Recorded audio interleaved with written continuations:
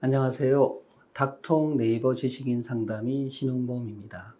어, 기면증이라고 있습니다. 심하게 졸리는 것이 특징인 질환이고요. 심한 졸음을 가지고 있는 분들 중에 이제 수면 검사, 주간 검사를 연이어 받으시고 그 결과를 통해서 이제 기면증으로 진단을 내립니다.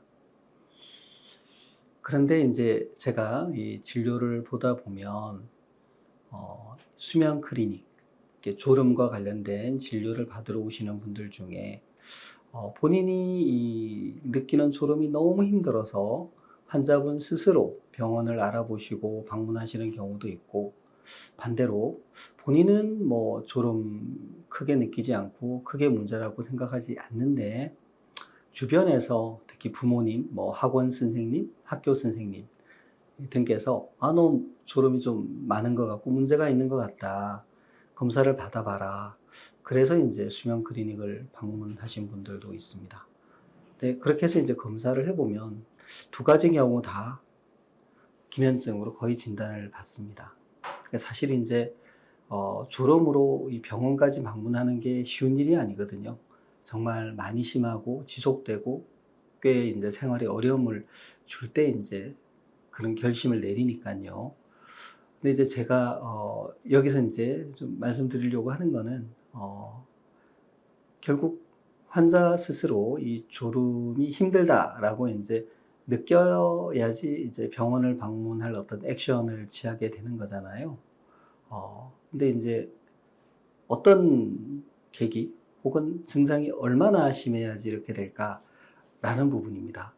그래서 제가 이제 여쭤보고 이렇게 하면 어, 똑같은 수준의 졸음이 있는데도 불구하고 그 졸음을 아주 크게 느끼시는 분들이 있고, 그걸 대수롭지 않게 느끼시고 그보다 더 힘들 때 좀 졸린다 라고 느끼는 거죠. 쉽게 말해서 이 졸음에 대한 내적인 기준이 다른 겁니다. 사람마다 이제 다르고 다를 수 있다고 저는 생각합니다.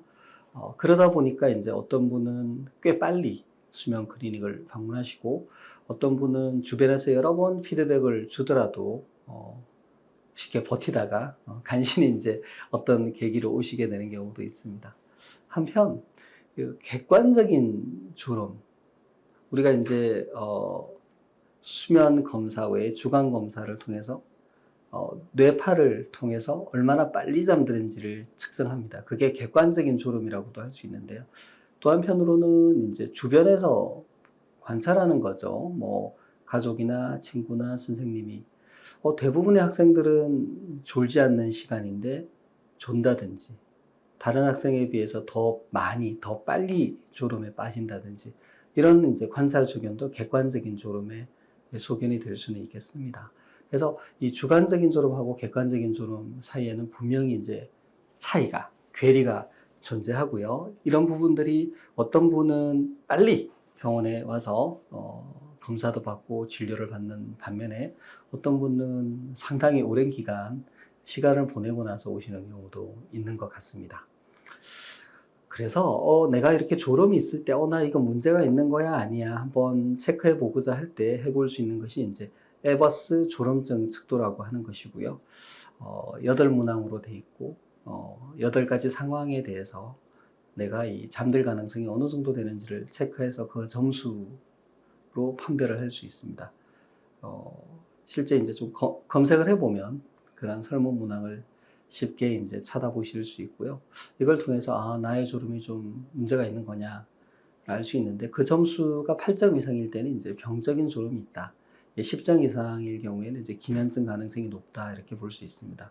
근데 이제 확정적인 진단은 병원에서 시행하는 수면 검사 더하기 낮 검사, 낮에 낮잠을 한 4번에서 6번 정도 재워서 얼마나 빨리 잠드는지 보고 그 시간을 이제 통계적으로 처리해서 판단을 내리게 됩니다.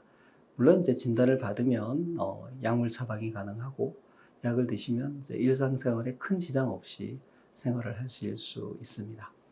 그래서 졸음이 있을 때 우리 이제 기면증이라는 거 한번 생각을 해보자. 그리고 내가 생각하는 졸음, 내가 느끼는 졸음이 약하다, 심하지 않다고 하더라도 객관적으로는 심한 졸음일 수도 있고, 물론 이제 안 그럴 수도 있습니다. 근데 한번 에버스 졸음증 척도 등을 이용해서 한번 평가를 해보자. 그런 방법이 있다. 이런 말씀을 드리겠습니다. 감사합니다.